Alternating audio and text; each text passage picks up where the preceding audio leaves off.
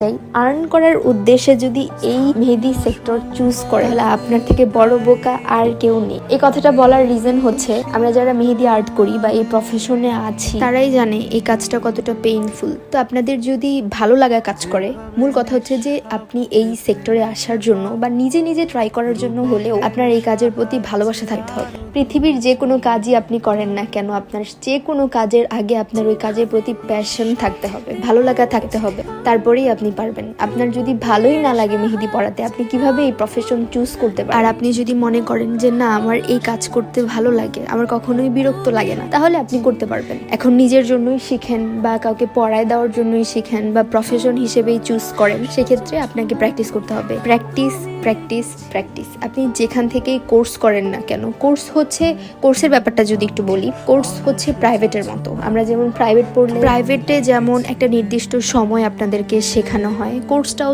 সিমিলারই, একটা নির্দিষ্ট সময় আপনাকে শেখাবে, অনেক ধারণা দিবে। কোর্সটার মাধ্যমে আপনি একটু ইজি ওয়েতে শিখতে পারবেন। আর যদি নিজের আগ্রহ থাকে বা আপনি যদি চান যে আমি কোর্স করতে চাই না, সেক্ষেত্রে নিজে নিজে প্র্যাকটিস করেন। অনেক ছোট ছোট স্মল ডিজাইন দিয়ে শুরু করেন, যেমন স্ট্রিং ডিজাইন দিয়ে শুরু করেন, তারপর স্ট্রিং থেকে আপনি আরেকটু হেভি স্ট্রিং ট্রাই করেন। একদিনে পসিবল না, এই কাজটা আপনি একদিনে জীবনেও শিখতে পারবেন না। আপনার ধৈর্য থাকতে হবে, প্লাস আপনার ইচ্ছাও থাকতে হবে। প্রতিদিন একটু একটু করে প্র্যাকটিস করতে থাকেন, ইনশাল্লাহ আপনি পারবেন। আমাকে খুব কমন একটা প্রশ্ন করা হয়, আপু তুমি কি কোথাও থেকে কোর্স করেছো, তুমি কার কাছ থেকে শিখেছো? এই প্রশ্নের উত্তরটা আমার কাছে কেন জানি হাস্যকর। যারা আপনাদেরকে মেহেদি পড়া শেখায়, মানে কোর্স করাচ্ছে, ওইসব আর্টিস্টরাও কি কোথা থেকে কোর্স করেছে? 95% আর্টিস্টরা কোথাও থেকে কোর্স করেনি, নিজে নিজে চেষ্টা করতে করতে শিখেছে, আর্ট করতে করতে শিখেছে, কারো কাছ থেকে শিখেনি, তারা শেখাচ্ছে। আপনি চাইলেও শিখতে পারেন, কোর্সের মাধ্যমেও শিখতে পারেন, নিজে নিজের চেষ্টার মাধ্যমেও শিখতে পারেন। আমরা কি পারিনি? আমি বলবো না আমি খুব ভালো আর্ট করি, আমি এখনো আমার নিজের কাজ পছন্দ করি না, আমার মনে হয় আমি এখনো কিছুই পারি না। বাংলাদেশে আরো বড় বড় অনেক পেজের ওনাররা আছে, বিশেষ করে নাম না বলি, তাদের কাজ আমার অনেক ভালো লাগে। তাদের ইন্ট্রিকেট কাজ এত নিখুঁত, মানে ভুল ধরার মতো না। সেখানে আমি আমার কাজ দেখে আমার ভালো লাগে না। তো এরকম হয়তো আপনাদের আমার কাজ দেখলে ভালো লাগে যে এইভাবে কিভাবে কাজ করতেছে, এত দ্রুত বা এত ফাস্ট, ডিজাইন কিভাবে মাথায় আসে, একটার পর একটা কিভাবে অ্যাপ্লাই করছে। এগুলো খুব কমন প্রশ্ন আপনাদের কাছে, কিন্তু আপনারা যখন নিজেরা চেষ্টা করতে করতে আমাদের মতো হবেন, তখন আপনাদেরও ঠিক মাথায় এটা এসে পড়বে। প্র্যাকটিস নিয়ে যদি বলি, আমি যদি আমার কথা বলি, মনে করেন আমি 1 মাস মেহেদির কোনটা ধরলামও না, কিন্তু ঠিক 1 মাস পরে যখন আমি আবার মেহেদি পড়ানো স্টার্ট করব, তখন কিন্তু আমার হাত অটোমেটিকলি স্লো হয়ে যাবে। যদি হাতের লেখার সাথে তুলনা করি, যারা রেগুলার লিখছেন তাদের হাতের গতি যে এরকমটা, অনেক দিন পরে যখন লিখবেন তখন নিজেই বুঝতে পারবেন যে কেমন হাত স্লো হয়ে যায়। মেহেদির ব্যাপারটা সিমিলার। তো যারা নতুন নতুন শিখছেন তারা বেশি বেশি প্র্যাকটিস করেন। দরকার হলে একদিনের জন্য একটা আলাদা সময় বের করবেন যে আমি এত ঘন্টা মেহেদি প্র্যাকটিস করব। হাত না পেলে আপনারা খাতায় প্র্যাকটিস করতে পারেন। আবার চাইলে আপনারা ছোট ছোট বাচ্চারা, অনেক মানুষ আছে যারা মেহেদি পড়তে পছন্দ করে, তাদেরকে ডেকে ডেকে এনে মেহেদি পড়ান। কাবেরি মেহেদি দিয়ে স্টার্ট করতে পারেন, ইনস্ট্যান্ট দিয়ে স্টার্ট করবেন না, কারণ ইনস্ট্যান্ট মেহেদিটা তো ভুল হলে আপনি উঠাতে পারবেন না, কালার হয়ে যাবে। কাবেরি দিয়ে স্টার্ট করেন। সবচাইতে সহজ প্যাটার্নের যে ডিজাইন গুলো হয়, একেবারেই সহজ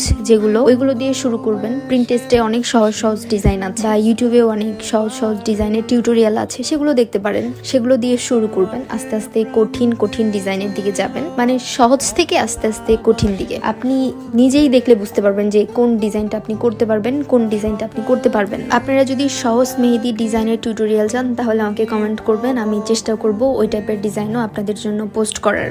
আরেকটা কমন প্রশ্ন, আপু আপনি কি মেহেদি পাউডারটা ইউজ করছেন, কোথা থেকে র মেটেরিয়ালস আনছেন, কোন তেলটা ইউজ করছেন, ফ্রোজেন পেপার কোন পেজ থেকে এনেছেন, কি কি মানে কোন জায়গা থেকে কি আনেন। প্রত্যেকটা পেজের কিছু সিক্রেট রুলস থাকে বা কিছু জিনিস থাকে যেটা মানুষকে জানাইতে চায় না বা আগ্রহী না। সেম আমিও এই জিনিসগুলো আপনাদের সাথে শেয়ার করতে চাই না। এটা আমার পেজের রুলস বলা যায়, বা এটা আমার ইচ্ছা, আমি বলতে আগ্রহী না। সবকিছুই যদি বলে দেই তাহলে সিক্রেটটা কি? আচ্ছা, আপনাদের কি মনে আছে আমার একটা ভিডিও আমি পোস্ট করেছিলাম ঈদের পরে, মেবি, মেহেদি মেকিং এর রেসিপি। আমি জাস্ট ওইখানে কিছু কিছু পার্ট আপনাদের সাথে শেয়ার করেছি। আপনারা খেয়াল করলে দেখবেন সেখানে আমি কোনো পাউডারের নাম উল্লেখ করিনি, আমি কোনটা কত পরিমাণ দিয়েছি সেটা উল্লেখ করিনি। কিন্তু তারপরেও হ্যাঁ, কমেন্টে আমি অনেকে রিপ্লাই দিয়েছি যে কোন তেলটা ইউজ করেছি, কারণ এত এত তেলের ব্যাপারে প্রশ্ন ছিল। যাই হোক, কোনটার পরিমাণ কিভাবে কতটুকু মেজারমেন্ট করে দিয়েছি সেটা কিন্তু আমি কোনো কিছু বলি। আপনারা যে ভুলটা করেন ইউটিউবে বা ফেসবুকে এরকম রেসিপি দেখে ধরেই নেন যে এটা এরকম রেসিপি, এইভাবে করলেই হয়ে যাবে মেহেদিটা। হ্যাঁ হয়ে যাবে, কিন্তু পারফেক্ট কিন্তু হবে না। আর ভালো পাউডার, ভালো অয়েল, কোনটা কোন পরিমাণে দিতে হয় এগুলো ভালো মতো না জেনেই আপনারা তৈরি করবেন না। আর তৈরি করেও আপনারা সেল করা শুরু করে দেন, এটা একদমই করবেন না। আগে ভালো মতো শিখে নিজের হাতে অ্যাপ্লাই করে যখন দেখবেন ভালো একটা রেজাল্ট পাচ্ছেন আর লং লাস্টিং হচ্ছে কিনা, তারপর আপনারা সেল করতেই পারেন। এই 7-8 মিনিটের মধ্যে এত কিছু বোঝানো আসলে পসিবল না। হয়তো অনেক কিছু আমি বলিনি বা অনেক কিছু হয়তো বলতে পারিনি। আর আমার কথা থেকেও মন খারাপ করবেন না, আমি জাস্ট বোঝানোর জন্য আপনাদের সাথে কথাগুলো শেয়ার করেছি। দেখতে দেখতে মেহেদির টিউটোরিয়ালটাও শেষ হয়ে গেছে। যেহেতু ওয়েডিং সিজন, আপনাদের স্পেশাল দিনের জন্য আমাদেরকে বুকিং করতে পারেন। বুকিং এর জন্য আমাদের ফেসবুক পেজে টেক্সট করবেন। আপনাদের লোকেশন লিখে টেক্সট করলেই আপনাদেরকে ডিটেলস জানিয়ে দেওয়া হবে। আর কোনো টপিক নিয়ে কিছু জানতে চাইলে আমাদেরকে কমেন্ট করতে পারেন। সবাই ভালো থাকবেন, সুস্থ থাকবেন, টেক কেয়ার, আল্লাহ হাফেজ।